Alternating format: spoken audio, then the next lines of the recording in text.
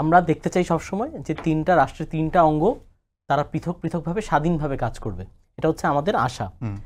এবং আমরা এখন দেখতে পাচ্ছি যে বিচারকরা স্বাধীনভাবে কাজ করার জন্য উদ্যোগী হয়েছেন এবং তারা স্বাধীনভাবে কাজ করার জন্য চেষ্টা করছেন।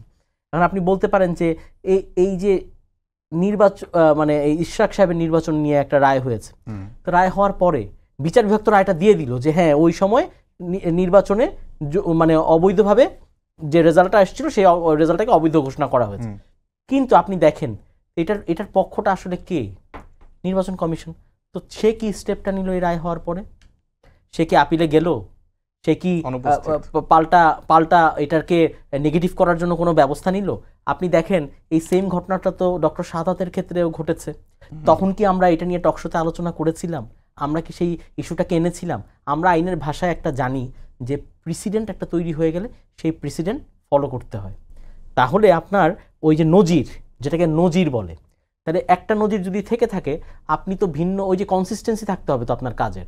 তাহলে এখানে নির্বাচন কমিশন কেন এরকম রোল প্লে করলো এবং জিনিসটা নিয়ে আবার আদালতে গেল? মানে জিনিসটাকে একটা ঘোলা করা হলো টোটালি। মানে এটা তো বিষয়টা ছিল যে ওই যে ইশরাক সাহেবের যে রায়টা, সেই রায়টার বিরুদ্ধে যদি নির্বাচন কমিশন উচ্চ আদালতে যেতেন তাহলেই কিন্তু উচ্চ আদালত থেকে এই বিষয়ে পরিষ্কার হয়ে যেটা আপনি বললেন যে আদালত কি প্রভাব মুক্তভাবে কাজ করছে কিনা, তাহলে উচ্চ আদালত তখন ওখানে আরও সুন্দরভাবে দেখতে পারতেন, বিচার বিশ্লেষণ করতে পারতেন। কিন্তু সেই সুযোগটা তো আর কেউ দিল না।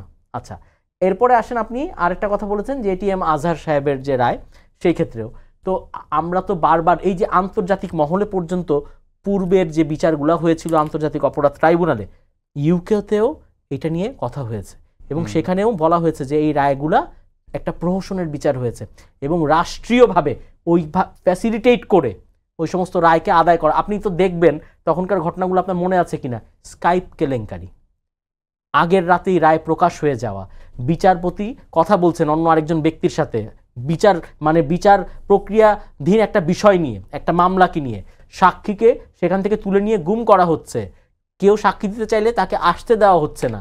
তাহলে এগুলা কি একটা স্বচ্ছ বিচার প্রক্রিয়ার অংশ হিসাবে আপনি ধরবেন?